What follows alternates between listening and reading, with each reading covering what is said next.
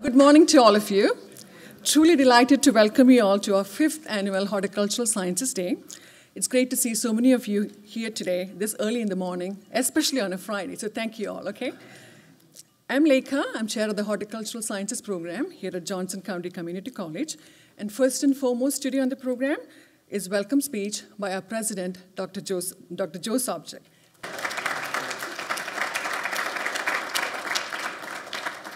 Thank you, Lekha. And let's give a round of applause to Lekha. She does a great job of bringing this together, so thank you very much.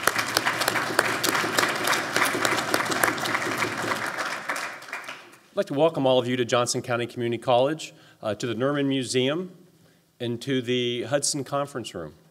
And so it's a great day, a little cold outside, but it's going to be warming up, and it's going to get very warm in this space as we proceed through the rest of the morning. I'd especially like to welcome our high school students. We have students here from Olathe Northwest, Olathe North, and Olathe South. Will the students from Olathe South raise your hands? All right. Olathe Northwest, raise your hands. All right, great place. Olathe North, raise your hands. Whoa. Why are you all sitting down here in the first couple rows? Because you can hear better. That's good. Now I'm going to give you a lesson since you're at a school. Statistically, when you go to school, if you sit in the first couple rows, you do better. Isn't that right? So you guys are going to do really well this morning. So where's Mr. Cranky? Or is it? Thank you. Got some. Good job. Good job. Now for you other guys in the back row, you're just going to have to listen hard. You're going to do fine too. We're glad you're here. All the Olathe high schools are really special, and I've had the good fortune of visiting them all over the past couple of weeks, and it's extremely impressive. You have great leadership and also great students, so thank you. This is Horticultural Sciences Day. It started in 2011. 2011, which really seems like yesterday, except when you look at the calendar and you realize it's 2015. Time goes by fast, and it's been 4 years. And I think this was Lekha's brainchild, and she's brought it to fruition, and it gets bigger and better every year. As you know, if you go down in the Rainier Conference Room area in the atrium, I believe we have 29 exhibits. 29 exhibits, an all-time high. And these come from a variety of different organizations, including K-State. It's great to have K-State here in full force. The U.S. Department of Agriculture, the Kansas Department of Agriculture, the Missouri Department of Agriculture, and many local green industry businesses. So thank you all for participating in this seminar and in that way. There's another big benefit to what we do here. Besides exchanging knowledge between academics and businesses and students, this is also an opportunity where we raise money for scholarships. And I believe last year we generated $9,000 for a scholarship. But I say multiple scholarships because these dollars go a long way at a community college. So it benefited quite a few students and enabled them to come to school here. So that's another kudo for Lekha for getting that thing going, and for our donor, and for the donors that make it happen, and especially Mr. Hermes, Dalton Hermes, who's sitting back here, who's been a major supporter of our college for many, many years. Over the past several weeks, I've had the privilege of going to Topeka and speaking in front of various committees.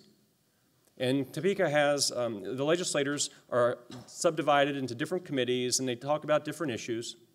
But the ones that I got to speak in front of were business-oriented committees, commerce committees, which is kind of extraordinary for somebody from a college or for a president of a college to be going to Topeka and talking to business groups. And that was at their invitation. And the reason that's happening is that in today's world, legislators, in fact, everyone wants to know how community colleges are supporting workforce development in our area. And historically, community colleges have always played a role in doing so, but today it's more important than ever. And this is kind of like what we're doing here today. We have local businesses, we have academics, we have students, and we're all talking about one thing, about how we can make our community stronger and how we can provide opportunities, not just for students, but also for local businesses to get bigger and better.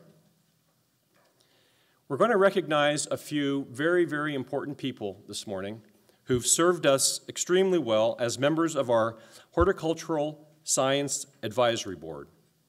We have over 40 career programs here, and we have over 40 advisory boards.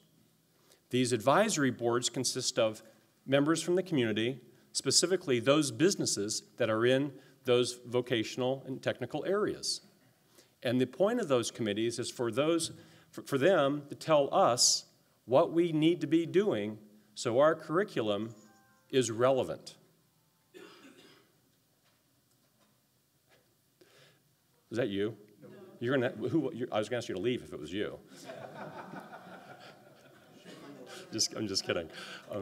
But those advisory committees are very, very important because you don't want to come to school and you don't want to learn things that are totally irrelevant in today's world. And then when you go for a job interview and they ask you what you know, the employer is going to say, well, we did that 15 years ago. Because that's what can happen. So it's important that what we teach here is current and it's relevant and it can make a difference for you when you pursue a job. So our Horticultural Advisory Board consists of faculty members, or a faculty member, in this case Lekha, but also representatives from Kansas State and the local industry. We're going to honor 3 of these board members with the KBOR, that's the Kansas Board of Regents, Workforce Education Employer Engagement Initiative Award. That's a heck of a long name. We have with us from the KBOR, Seth Carter, and Seth is going to be helping us give that award out. And I'm going to, what I'll do is read a little bit of history on each honoree, and if you can join me up here, we can give them the award. The first person we'd like to recognize is Dalton Hermes, and Dalton is the CEO of Hermes Landscaping. Dalton, if you let me, give me a few minutes here to read this intro because it's about a half a page long. Hermes Landscaping is one of the largest landscaping companies in Kansas City, and it started very humble beginnings back in 1965. How many of you were around in 1965? Yeah, me too. When were you born? What year? You're in the 90s? Okay. I'm in the 50s, and you're making me feel real old fast. Now, here's some things about Hermes Landscaping. Hermes is ranked in Forbes' top 100 list, and Dalton, who heads this organization, started at a very early age. In fact, he started when he was 5 years old. He later went on to earn a degree in civil engineering from the University of California at Los Angeles, UCLA, and it's there where when you get into engineering, you become very methodical and you're oriented toward problem solving. And I've had the pleasure of working with Dalton, and I can tell you, Dalton is extremely methodical, but when you give him a challenge, he always can break it down and find an answer. He returned to Hermes Company in 1986, where he began to really grow that business. Dalton was born in Johnson County, he loves Kansas City, and he's very, very involved in the community. And as I mentioned, he's been involved with us for, gosh, I think several decades, almost as long as I've been here, right? He's also involved in the political arena. He serves on numerous boards, foundations, and committees, including the Kansas City and Lenexa Chambers of Commerce, and of course our college and the Nelson Atkins Museum. He's been a big supporter of this program, and Dalton's one of those that he can make a difference in the community. Dalton, could you please come up here and accept your award?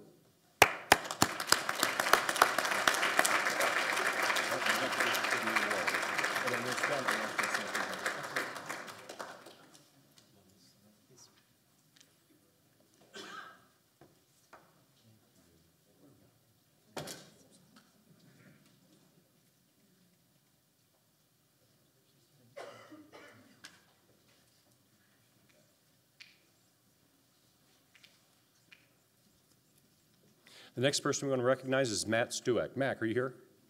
All right. Matt is a vice president at Suburban Lawn and Garden. He started as a lawn mowing business back in the 1950s by a gentleman named Bill Stewart. Is that a brother? Oh, no. It was your father. I have to say, your father always had, he once came to our house in his Hummer and replaced a bush that had died. I mean, like a small bush. And that was an incredible evidence of the customer service that Suburban Lawn and Garden has always shown, which is why we always go out to Suburban, because of that one thing that he did. None of our plants ever died. Suburban was incorporated in 1965, and over the past 6 decades, it's evolved into a multifaceted retail, wholesale, and service organization with 3 garden centers and a 320-acre growing range in Edgerton, Kansas.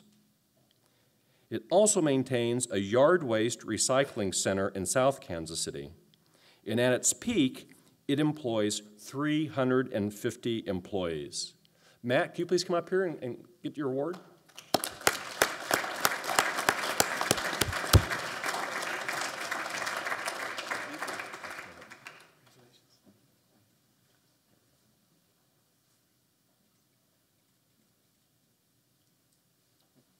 Thank you.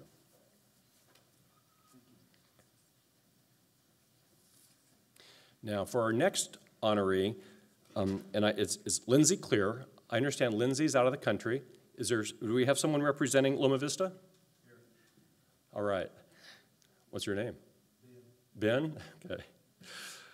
I'm going to read a little bit about Lindsay, who is the CEO of Loma Vista Nursery and is a leading grower of high-quality plant material for retailers, wholesalers, distributors, and landscapers across the Midwest.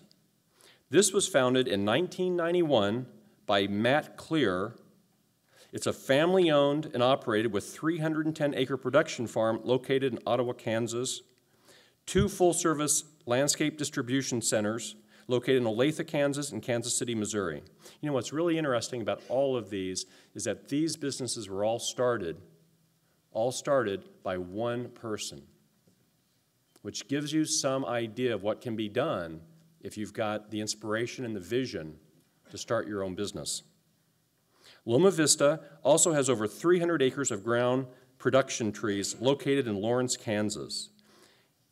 The nursery's container recycling program was recently featured in NM Pro. The green industry lives up to its name and tells of Loma Vista's commitment to keeping nursery plastic out of the landfills. Ben, could you please come up here and accept Lindsay's award?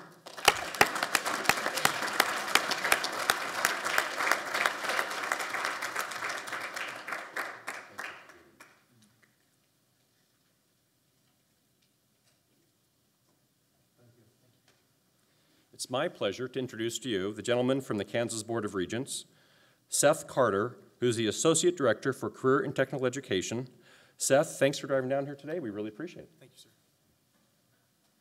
Good morning. How is everyone? I can tell where the A row is coming from. The back row, you guys got a little bit faint on me. Got a little faint. Well, I want to thank you all for coming out so much this morning, and I really appreciate the employers that have come out and really supported this program. Dr. Sreedhar, as she has gone through and worked on this, you guys can really tell it's extremely evident the work that is going into this. The Kansas Board of Regents, does anybody know how many public institutions there are in the state of Kansas? A lot, and 2, okay. We're getting close. There's 32 public institutions in the state of Kansas. Of that, 26 of which are community colleges and technical colleges. Johnson County Community College has obviously made a firm commitment towards technical education and helping their students. Does anybody have any idea what percentage of jobs in the future are going to be technical in nature? At least 2. You're getting close. We're warming up. Approximately 70% of all jobs in the future will be technical in nature.